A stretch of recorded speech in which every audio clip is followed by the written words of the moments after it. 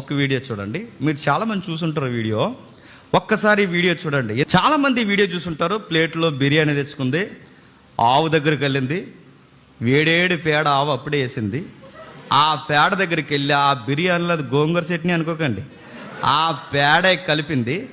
ఆ పేడ బిర్యానీలో కలిపి తింటుంది. చూడండి, క్లియర్గా చూడండి. ఇప్పుడు ఏదో ఇది మనం చేయించిన వీడియో కాదు, మీరు కావాలంటే చూడండి. బిర్యానీలో పేడ కలిపి తర్వాత కొన్ని వీడియోలు ఇంకా మనం కట్ చేస్తాం.